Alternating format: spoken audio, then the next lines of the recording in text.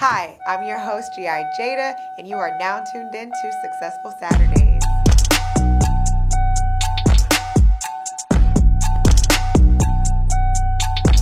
Hey, welcome to this episode of Successful Saturdays here at the Harvani J Studios. I got a really special guest today. We're going to talk about topics that are all very important to me, and we're going to get into the business of things. We're going to get into being an entrepreneur.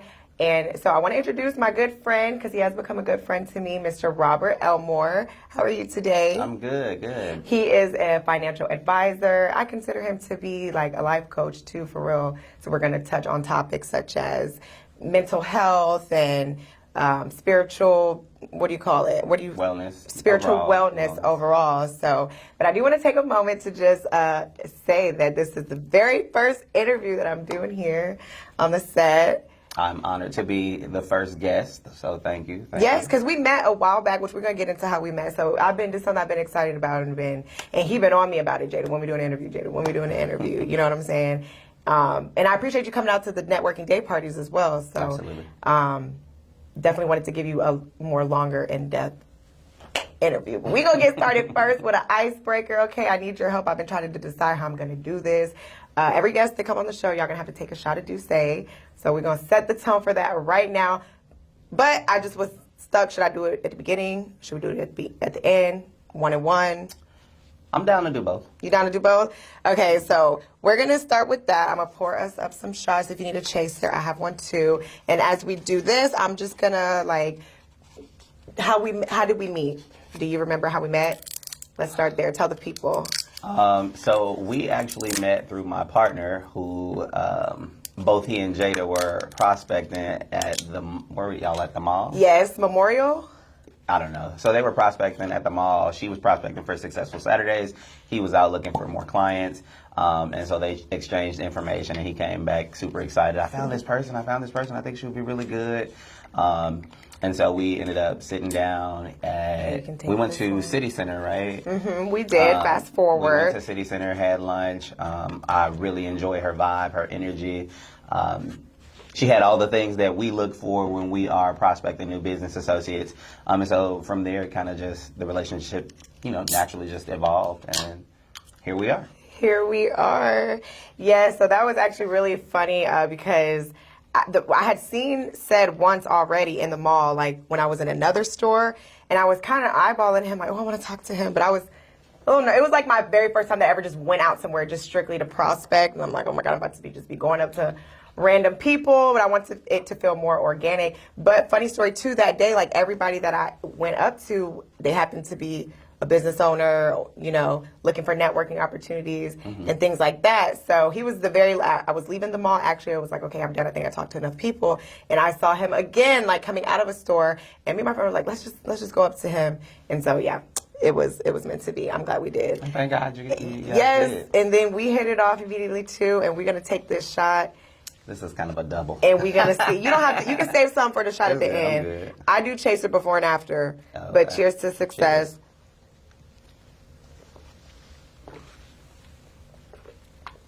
He said kind of a double, then dang near took the whole thing. So back it up a little bit. Tell us more just about yourself. Where are you from? So I'm originally from Chicago. I moved to Houston about 4 years ago. I've been in the financial industry for a little over 7 years now. Not at all what I thought I would be doing with my life. I went to school. What do you think you'd be doing? Being a psychiatric nurse practitioner. But I don't really like school, so you gotta, as you learn and develop and understand who you are, you things start to fall off. It's like, okay, do I really see myself going to med school? And so, through a turn of events, this opportunity kind of landed in my lap. Because how many people really wake up and say, hey, I want to sell life insurance, or I want to move financial products, or I want to be a financial advisor, even though it's a very lucrative industry, just to throw that shameless out there. Plug it in if you want to do it. This is the guy to do it. So, moved to Houston. I had some things going on, some challenges that I was dealing with as far as like mental health. So I moved to Houston to take ownership of that and get myself together. And thus far, it's been an amazing opportunity. So while you are in pursuit of the bag, just don't forsake yourself and taking care of yourself, because it's great to make a lot of money, but if you are sick in your head or sick in your body, it's not as fun as it could be. So. And the life insurance is, would you say that's their main priority? Is that the most, like your bulk of the business? So yes, the bulk of our business is life insurance and its investments. But in any financial situation, life insurance it's the foundational block of protecting your family, protecting your assets, because everybody is in pursuit of something, whether that's more money, whether that's a promotion, and we unfortunately never know when, our time is going to be up. And so, especially in situations with people with younger children, we want to make sure that you are protecting your most valuable asset, which is yourself. Right. Because at the end of the day, you are the person in pursuit of these things. You are your biggest money maker. So. And let's think about it. How many times, I don't mean to cut you off, but it is a really important topic to me as well, because how many times do you see people lose a loved one and they're left kind of struggling? Like, it puts a financial burden seriously on families. They have to, stress themselves out, come together last minute to gather resources when they could have took preventative measures to go about it. And it's just like in our culture and in the Black community. Happy Black History Month, by the way. Yes. Oh yeah. He reminded me. I almost forgot again. I've just been so in the mode, but I did want to give a Black History Month shout out on my people, and shout out to my ancestors for leading me here and having me here today with Rob. But in our community, it lacks, I feel like people lack that, just the education on it. They don't really understand it and how it works and how you can actually make money on it while you're still living. So, life insurance, one of the biggest misconceptions is that it's about paying for your funeral. It's about your burial costs. The truth is that's the smallest piece of what life insurance is for. It is to replace your income. It is to leave an inheritance. It is to, because if someone passes away and we raise the money to cover their funeral, well, what about any debt that they left behind? What about their home if they were in the process of purchasing a home? What about vehicles? You want to think about all of the assets that you've acquired, because you don't want to lose those things, especially when it comes to property. If you have a home that you're buying, you want to make sure that you can keep that asset in the family. And so life insurance is one of the ways to ensure that. So when people are purchasing their life insurance, you want to do a full assessment of what their financial situation looks like before just recommending $5,000 or $10,000 or even $50,000. Because the reality is, if you've built up a massive lifestyle and you have a lot of assets, you want to have enough life insurance to be able to pay all of those assets off completely. And if your children are younger, you want to include their college education fees. And now over time, as your life shifts, mortgages decrease, kids get grown and out of their home, so then you can reevaluate and reassess. And you really should be doing a full assessment of your financial portfolio every year. Which I know can be a hard conversation, because basically when I met Rob, he set me down. He was recruiting me, okay? He wanted me to come. He wants to educate me on having life insurance. Outside of the military, I actually didn't have, life insurance prior to meeting Rob. So, but he did sit me down and also put me, okay, this is also a position you can be in to make money. And he got me. I joined the business, and I'm like, I got my license, and I got a life insurance policy. I think that was the first thing I did. I got a life insurance policy on me, my son, Shiloh. So tell the people, when it comes to that, sitting down and assessing their financial status, how do you get people to open up to you and tell you? Because what if they don't have the best circumstance? They might be a little ashamed of their finances.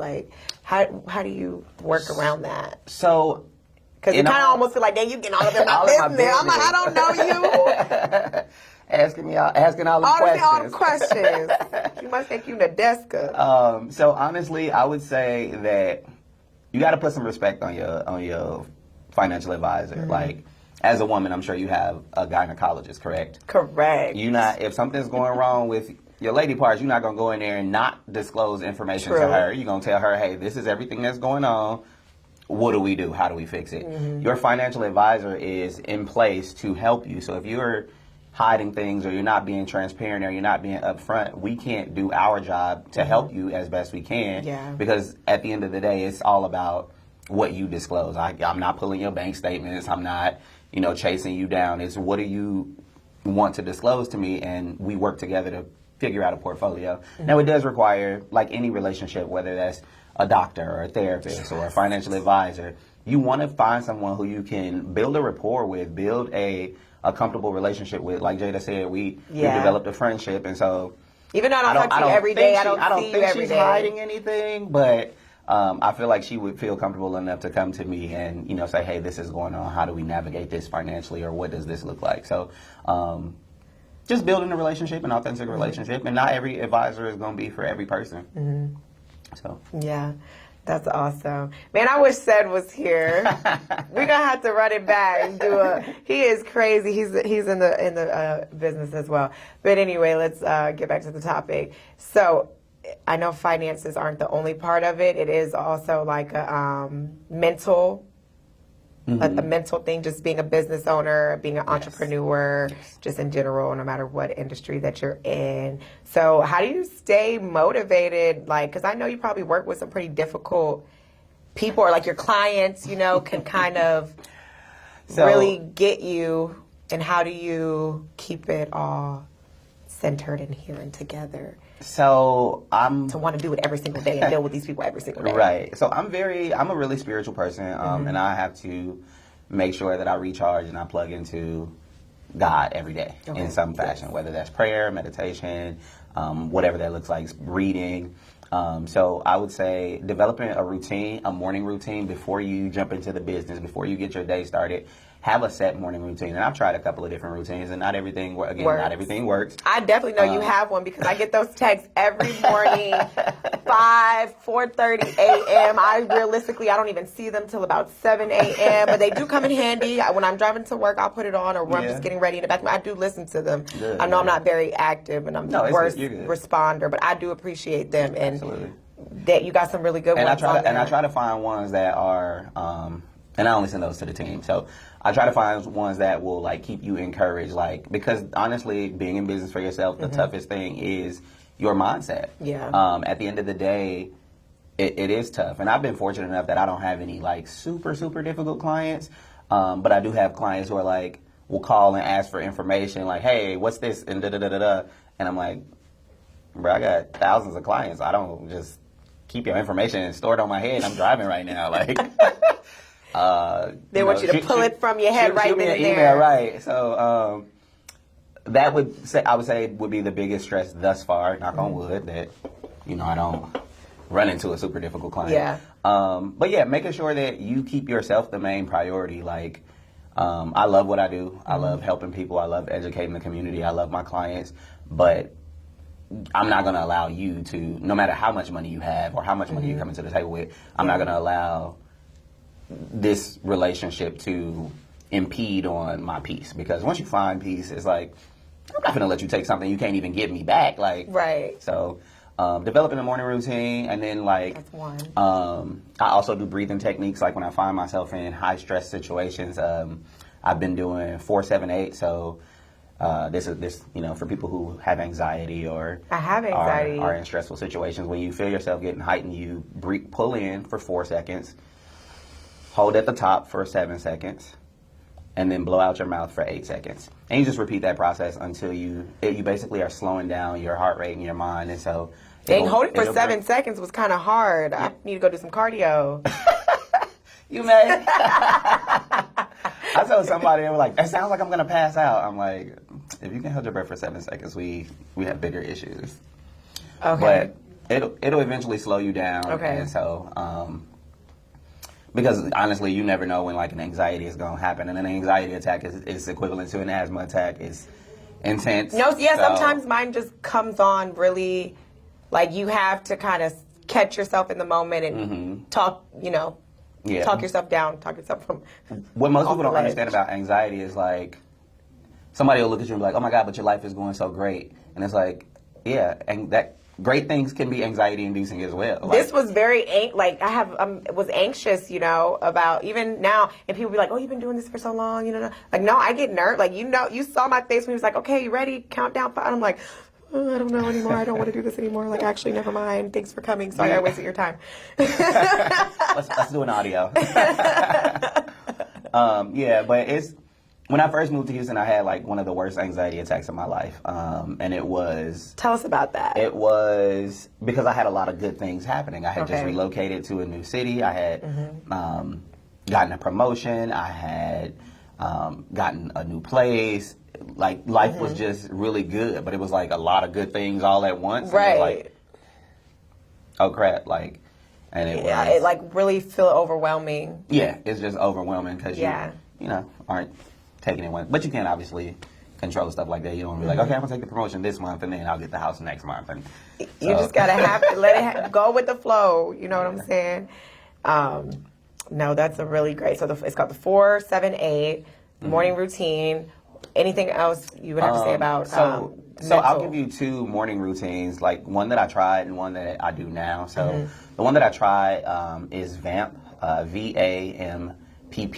VAMP. So you visualize, Okay. you do your affirmations, Yes. you meditate, you Okay. pray, and then you pre-pave. And pre-pave is basically just making declarations for the day before it begins. Like, That's I declare what it that sounds today, like to me. I Okay, declare so you're today will declaring bring things. this. I declare today will be this. And you just call out what it is you want for the day. The one that I'm So doing, it's like a little like ratchet. Well, my morning routine is probably like a little ratchet version of that. I be in the mirror for like, it. Look, girl, do you it.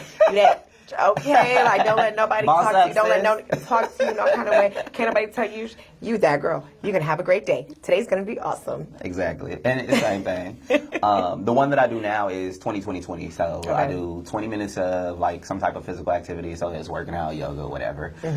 20 minutes of meditation and prayer. And then 20 minutes of reading, some type of black reading. And this is all in the morning.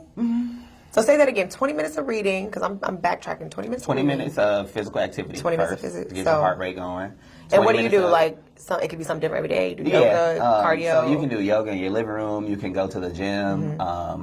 We have a gym in our apartment, so it's a little more convenient. If you have to go to a physical gym, it might be like But even you just might go wanna lock outdoors. some I used to more- just go outside and just walk. walking. Honestly, is like the statistics on walking alone can cut so many health issues. Like, so if you live in a safe neighborhood, just walk around the block Yeah. for 20 minutes, or do push-ups, sit-ups, crunches, get you some dumbbells. You can work out at home.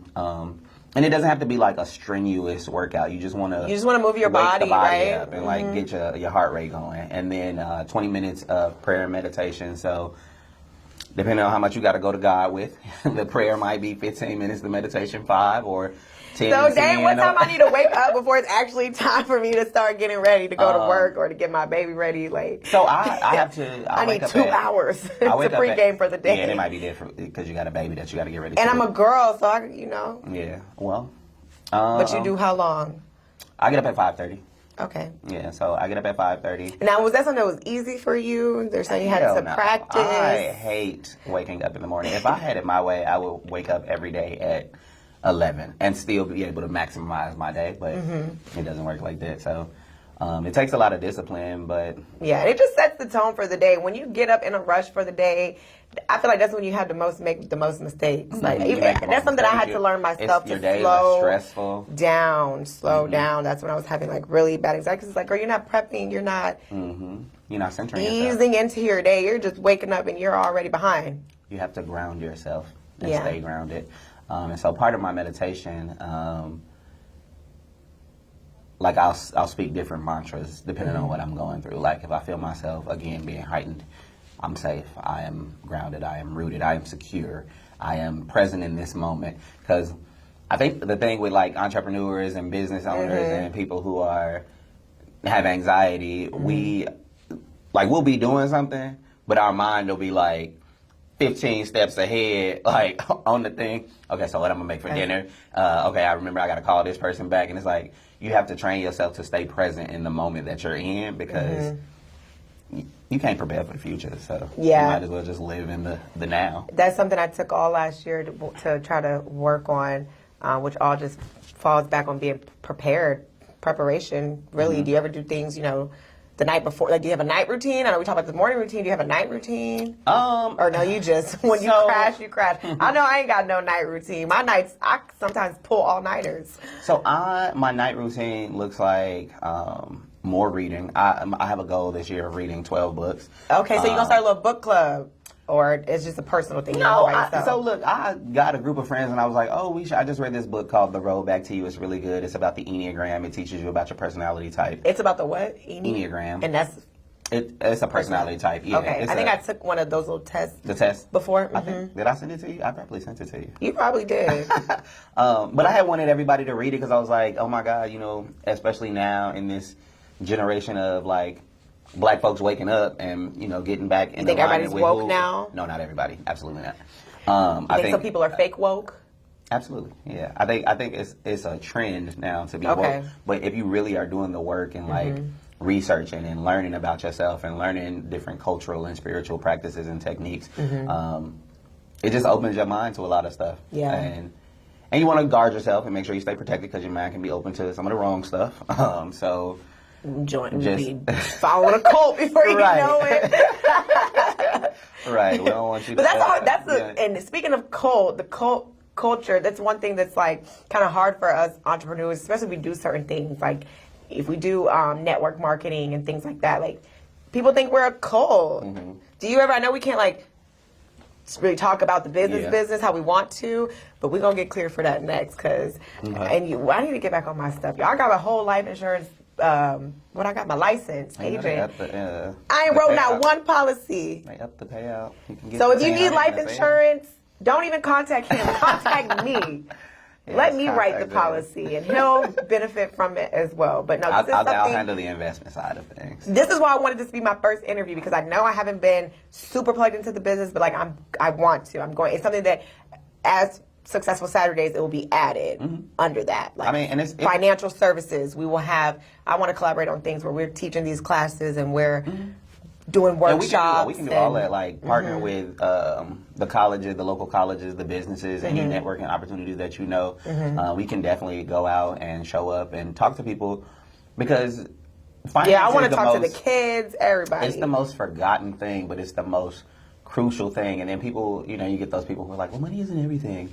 Like, I'm sorry. Yes, it is. How do you feel? Is money everything to you? It's not everything. It's not everything, but I am. It's a big part. Staying and using the word, and not everybody who watches this, I'm sure, is going to be a Christian or believe in the Bible. But the Bible says that money answereth all things. So. Period.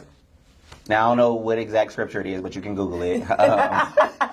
It says that money answereth all things. It also says that a good man leaves behind an inheritance to his family. Like God wants to prosper you and not to harm you. God wants you to be wealthy. So all of these things, and we get stuck in the mindset of, I have to be impoverished, or like as if struggle is some type of rite of passage. And like there's a lot of people that project that onto you because they went through the struggle. You have to go through it too. I don't have to go through. You didn't have to go through the struggle. None of us have to go through the struggle. And these are things that I have with my girls all the time. Shout out to Revive Soul Sisters. We talk about these type of things. That's the main thing that we all can agree on. Is like we were not put here to just work and die. The world, God created the world so beautiful. I've been blessed enough being a military brat and being now in the military myself to get to travel. My parents, were blessed enough to expose me to different cultures and different parts of the world. At the end of the day, as people, as a person, we're all kind of the same. Like, we're all pretty much the same. We're all the same. We go through the same struggles. We all value, for the most part. The good people, the same things.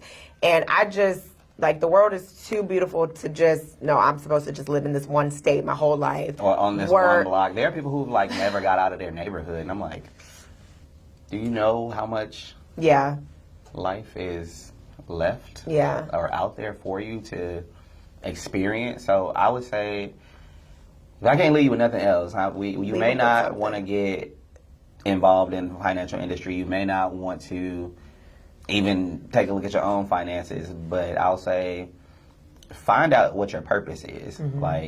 Don't get caught up on chasing the bag, because when you find your purpose, God will bless whatever it is that He's anointed and appointed you to do. So figure your purpose out and move in that space. And if you could leave them with just one gem about life insurance, what would you say?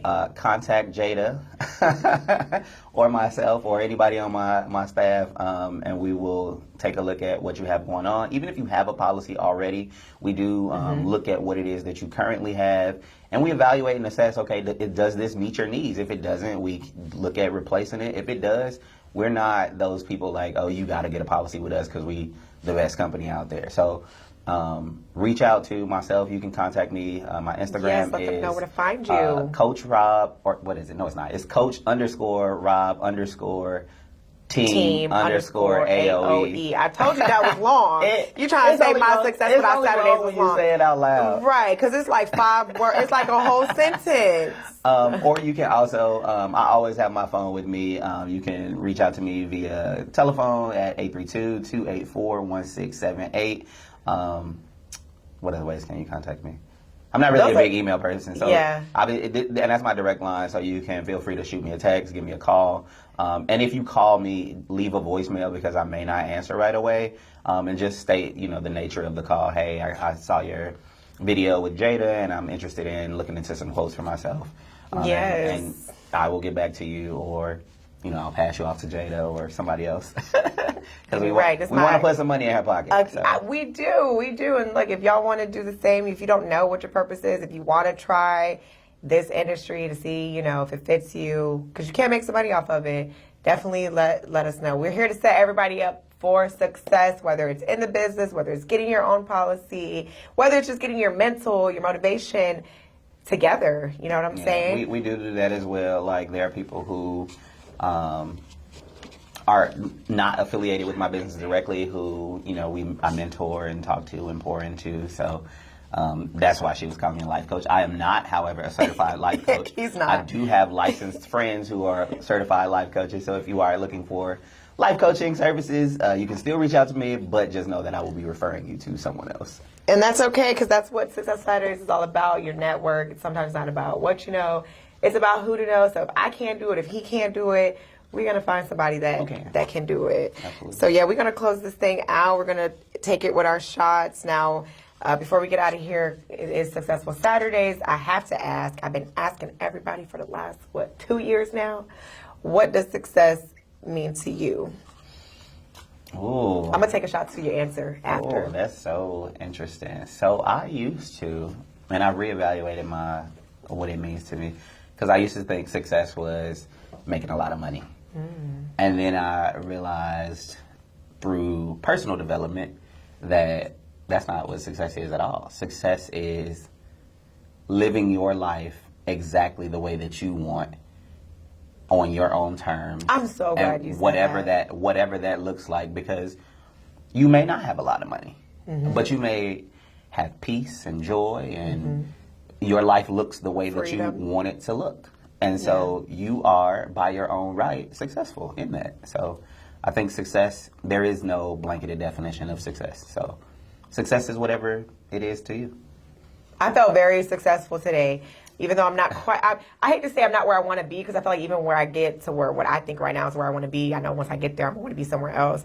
But I just felt successful today because I had the day off of work, and I was able to come work on my show because I am full-time Army soldier, okay, and they be working me, and I had the day off today after working like 8 days straight, and having this day off, I just realized, like, man, that's not what I was put here to do. Although I enjoy my job, I'm very grateful, a lot of benefits, if isn't a stepping stone, right? And like, I don't thank you for your services. Thank you. I don't plan to make it a career. I just don't, y'all. So if y'all was expecting me, but you never know. I have my options open for, like, okay, if I absolutely need to do more time, this is the route I'm going to go. I keep my options open. But today, being off of work and waking up and going to go do a photo shoot and coming to the studio and having all these things set up, and just not having to go to work, like, I felt great. I'm like, man, like, I know that, like, when I'm able to do this all day, every day, I don't care if Success Saturdays is failing. If I just get one to work, one viewer, and every day I'm coming up here to film for that one viewer, I don't care, because E.T. says it all the time. He started off with his YouTube videos and his Thank God It's Friday, TGIT, and it just took off. But you never know Even Tabitha Brown, like you never know Oh, where yeah, God she has a God great is going to story. take you, and so you just have to be obedient. Like if He tells you to do something, just do it. He told her to eat a sandwich and make a review on Whole Foods, and look at her life now. I say cheers to that. Now, thank y'all so much for tuning Thank in. you. Hold on, let me take my shot real quick.